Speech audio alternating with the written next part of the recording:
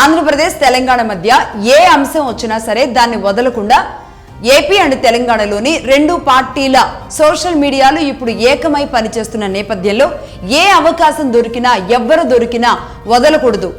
కొన్ని రోజుల పాటు అదే అంశానికి సంబంధించి ప్రజలు మొత్తం మాట్లాడుకోవాలి అనేలాగా తయారు చేసిన పరిస్థితి ఏదైతే ఉందో అది మొన్న ఈ మధ్య కాలంలోనే సరిగ్గా వారం రోజుల పాటు జరిగిన ఈ కథా కమిషన్ అంతా చూసాం.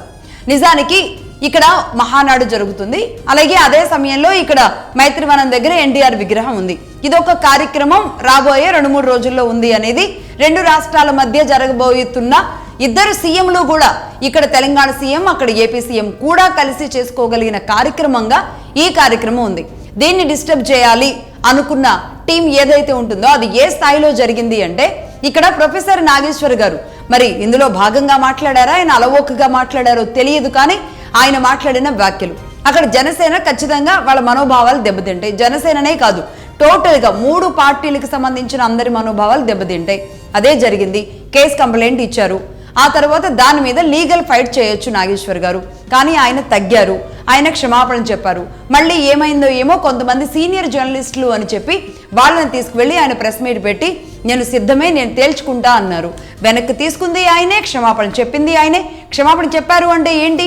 అక్కడ నేరాంగీకారం జరిగినట్టే కదా, నేరాన్ని అంగీకరించినట్టే కదా, తాను తప్పు చేశాను తప్పైపోయిందని ఒప్పుకున్నట్టే కదా. మళ్ళీ ఎవరు రెచ్చగొడితే ఆయన అక్కడికి వచ్చారో ఏం మాట్లాడారో తెలియదు. సరే, అక్కడ పాసం యాదగిరి గారు లాంటి వాళ్ళు చాలా గొప్ప జర్నలిస్టులుగా తెలంగాణ సమాజంలో కీర్తింపబడేవాళ్ళు. వాళ్ళు ఎలాంటి మాటలు, ఎలాంటి బూతులు, ఎలాంటి అక్కసు, ఎలాంటి విషయం చిమ్మారు, ఎంత దారుణంగా మాట్లాడారు. సరే, సీనియర్ జర్నలిస్టులు అన్న వాళ్ళందరినీ కూడా ఇదే మగధా న్యూస్ నుంచి నేను ప్రశ్నించడం జరిగింది. వీళ్ళు ఒక వ్యతిరేక భావజాలంతో, ఒక వ్యతిరేక పార్టీ మీద కోపంతో వీళ్ళంతా మాట్లాడారు.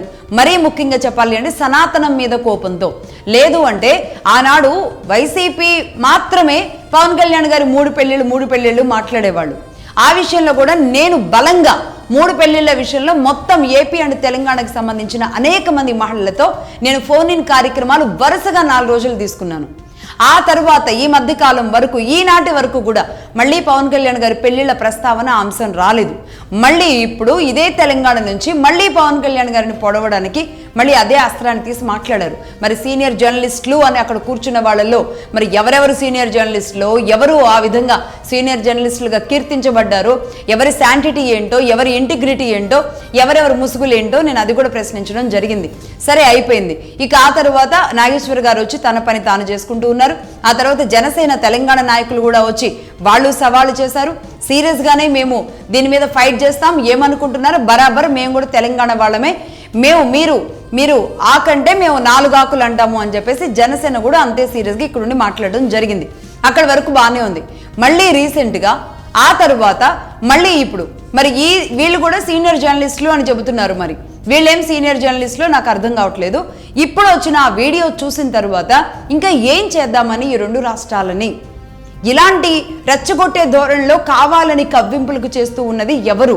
ఇది తేల్చాల్సిన అవసరం 2 రాష్ట్ర ప్రభుత్వాలకి, పోలీసులకి ఉంటుందా లేదా అని అడగడానికి నేను ఈ విషయాన్ని ఈరోజు ప్రస్తావిస్తున్నా.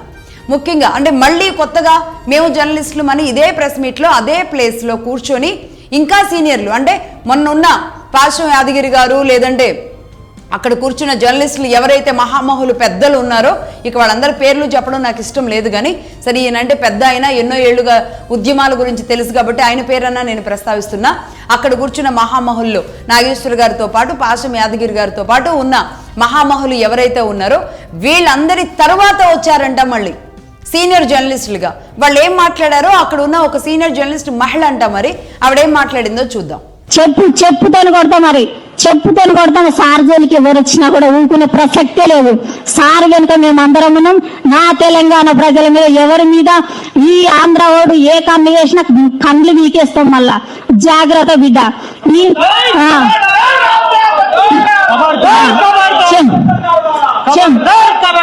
చెప్పుతోని కొట్టడం జరుగుతుంది, ఖచ్చితంగా చెప్పుతోని కొట్టడం జరుగుతుంది.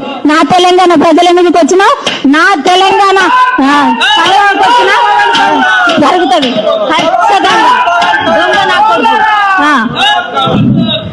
నా తెలంగాణ ప్రజల మీదకి రావడానికి ఈయనకి హక్కు లేదు, అసలుకే లేదు. పవన్ కళ్యాణ్కి లేదు, మరి ఎవరికి లేదని నేను ఆంధ్ర పాలకులకు ఇక్కడికి రావడానికి హక్కు లేదని నేను హెచ్చరిస్తా ఉన్నా.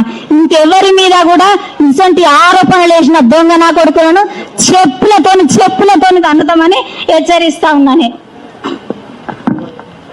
ఇగో ఈ దొంగ నా కొడుకులు చెప్పుతోని ఖచ్చితంగా కన్నడం జరుగుతుంది.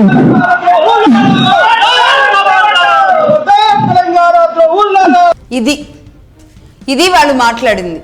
ఈ విధంగా అక్కడ చెప్పట్టుకొని పవన్ కళ్యాణ్ గారి ఫోటో పెట్టి, ఒక ఏపీ డిప్యూటీ సీఎం ఫోటో పెట్టి చెప్పులతో కొట్టుతున్నట్టుగా. అంటే ఏంటి అంటే, అంతకు ముందు ఉన్న సీనియర్ జర్నలిస్టులు ఈ పని చేయలేకపోయారు, ఈ ఒక్క పని మిగిలిపోయింది కాబట్టి మళ్ళీ కొంతమంది ఇంకా వాళ్ళకంటే కూడా సీనియర్ జర్నలిస్టులు వచ్చి అక్కడ కూర్చొని మా సార్నంటే మేము ఊరుకోము అని చెప్పి మాట్లాడిన వాళ్ళు. నిజంగా ఇదే నాగేశ్వర్ గారి కోసం ఇంకేదైనా పార్టీ అధినాయకులు, ఇదే తెలంగాణలోని పార్టీ సీనియర్లు, ఇంకా గొప్ప వ్యక్తులు, ఆయన లెఫ్ట్ పార్టీ నుంచి ఎమ్మెల్సీగా ఆ పదవులు తీసుకొని, ఆ పదవులను అలంకరించుకొని, ఆ లెఫ్ట్ పార్టీ ఇచ్చిన మరి పదవులు తీసుకొని ఉన్నారు కాబట్టి ఆ పార్టీలోని ఇంకెవరైనా పెద్దలో ఎవరైనా ఆయనకు సంబంధించి, ఆయన పార్టీకి సంబంధించి కానీ, లేదంటే ఆయన సమకాలీకులుగా ఉన్న వాళ్ళు, అంటే ఆయన నేరుగా ముఖ్యమంత్రులతో కూడా మాట్లాడగలిగిన వ్యక్తే కదా, ఆ ప్రొఫెసర్గా, ఆ మేధావి అనే కదా నాగేశ్వర్ గారికి. అలాంటి వాళ్ళు వచ్చుంటే బాగుండేది. మొదటి మీటింగ్లో ఆయన పెట్టింది, ఆయన దగ్గరే, ఆయన సమక్షంలోనే కూర్చోబెట్టి బూతులు తిట్టించడం అంటే ఇది ప్రొఫెసర్గా, ఒక గురువుగా ఆయన చూడరు ఖచ్చితంగా. మళ్ళీ ఇప్పుడు ఆయన పేరు పెట్టుకొని వచ్చిన వీళ్ళు మరి సీనియర్ జర్నలిస్టులా, జూనియర్ ఆర్టిస్టులా? వీళ్ళు మాట్లాడుతున్నది ఏంటి? ఆ భాష ఏంటి? ఆ చెప్పులు పెట్టి కొడుతున్నది ఏంటి? అసలు జరిగినదేంటి? ఇంత దుర్మార్గమా, ఇంత దారుణమా ఒక వ్యక్తిని అసాసినేట్ చేయడానికి? కేవలం ఇది పవన్ కళ్యాణ్ గారి మీద మాత్రమే జరుగుతున్న దాడి కాదు, నేను మళ్ళీ చెబుతున్నా, ఇది సనాతనం మీద దాడి. రెండు తెలుగు రాష్ట్రాల్లో ఇప్పుడు అంటే ఓటమి చెందిన పార్టీలకి ఒక పాయింట్ కావాలి, ఒక అవకాశం కావాలి. ఆ అవకాశం కోసం ఎదురు చూస్తున్న నేపథ్యంలో రెండు ప్రాంతాల మధ్య గొడవలు కావాలి. ఇక్కడికి రేపు ఎప్పుడూ కూడా ఆ పార్టీలు రాకూడదు. ఇక్కడ జనాలు ఉన్నా సరే రాకూడదు అంటే కనుక ఇక్కడ ఒక అన్రెస్ట్ క్రియేట్ అవ్వాలి. ఏపీ తెలంగాణ అనే విభజన, ఆ భావజాలం మా మెదళ్లలో ఉంది అని ఇక్కడున్న ప్రజలని, తెలంగాణలో ఉన్న ప్రజలని గుచ్చాలన్నమాట. ఇది ఆంధ్ర అని చెప్పి. లేదంటే ఆవిడ మాట్లాడుతుంది ఏంటి? వాడు వీడు ఆంధ్రోడు చెప్పెట్టు కొడతా, బూతులు తిడుతూ. ఏంటది అసలు? ఎక్కడున్నాం? 12 ఏళ్ల క్రితం ఉద్యమ సమయంలో ఇదే జర్నలిస్టులుగా, 12 ఏళ్ల క్రితం కదా, అంతకంటే ముందు 2004, 2005 నుంచి మేము కూడా జర్నలిస్టులుగా మీరు చెప్పిన ఈ మీడియాలు ఏవైతే ఆంధ్ర మీడియాలు అన్నారో ప్రతి మీడియాలో కూడా మీరు చేసిన ఉద్యమానికి సంబంధించి వార్తలు రాకుండానే తెలంగాణ వచ్చిందా? మాలాంటి వాళ్ళందరం వార్తలు చదవకుండానే తెలంగాణ వచ్చిందా? ఇక్కడ కూర్చున్న వాళ్ళు ఎంతమంది మరి తెలంగాణ ఉద్యమంలో తెలంగాణకు సంబంధించి వార్తల విషయంలో జర్నలిస్టులుగా పనిచేశారు? ఈ జూనియర్ ఆర్టిస్టులు ఎవరెవరు పనిచేస్తారో తెలియదు, కానీ ఇది జర్నలిస్టులు అని చెప్పి మేము ఏంటి? ఇంత దుర్మార్గమైన చర్యలు ఏంటి? ఇంత బూతులు ఏంటి? అంటే ఆంధ్ర సమాజం మాట్లాడదనా? అక్కడ ఉన్న మేధావులు, లేదంటే అక్కడ ఉన్న సీనియర్ జర్నలిస్టులు, లేదంటే అక్కడ ఉన్న వాళ్ళంతా ఇక్కడే ఉన్నారు కాబట్టి ఇక్కడుండి ఎవరు మాట్లాడలేరనా?